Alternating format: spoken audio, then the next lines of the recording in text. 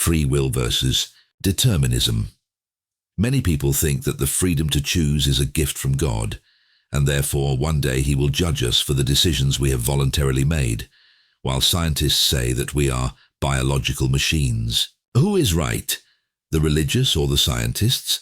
Because it does not seem to be easy to conclude with certainty. I studied theology and psychology. Ergo, I consider myself capable of formulating a hypothesis, not necessarily the correct one or the pure truth, but simple and sincere. I was born in a place where football, tango and barbecue are three of the most popular ingredients. But it is not like that in Japan, where perhaps they prefer tea, baseball and sushi. Why do they choose differently? Of course, it seems easy to answer this question.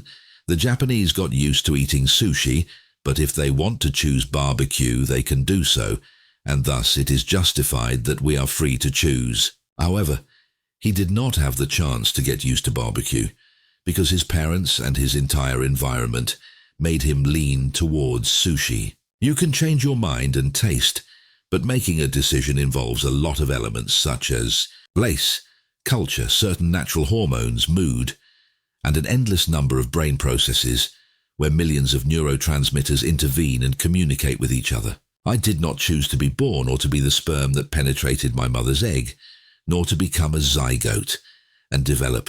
As a consequence, I emerged in a family that I did not choose, although happy in the end, and I could not go to the school of my choice. Many say that when we are adults, we can change the course of our lives. However, scientists, with the help of magnetic resonance, can observe that the human being only realizes his decision 3 seconds after the brain has made the decision. Was it the brain, biological machine, that made the decision? If so, there is no free will, since internal circumstances beyond human control were the causes of his destiny, and the measures that are assumed do not seem entirely free. In addition, there is the subconscious, and most decisions are made based on what has already been programmed. People who consider themselves successful like to think that they were in control of everything, and that is why they are in that position. Perhaps others may judge the same thing in a different way and think, why does that person with so much money and fame look so sad? There is the possibility that not all decisions were made in a congruent way. Free will exists, and so does determinism. There is evidence to be able to accept both theories. Freedom of action exists within a limited context. If I am in a field where there are oranges and apples, I cannot choose bananas.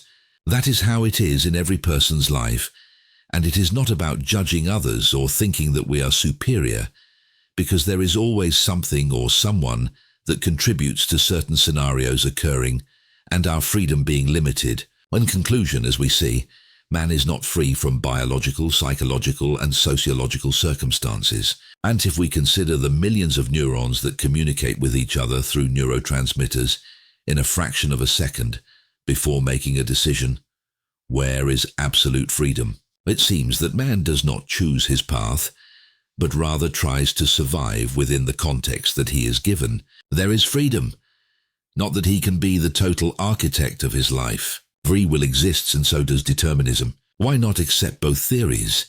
Our 5 senses allow us to observe life and draw conclusions, but there are things that seem to be in another dimension.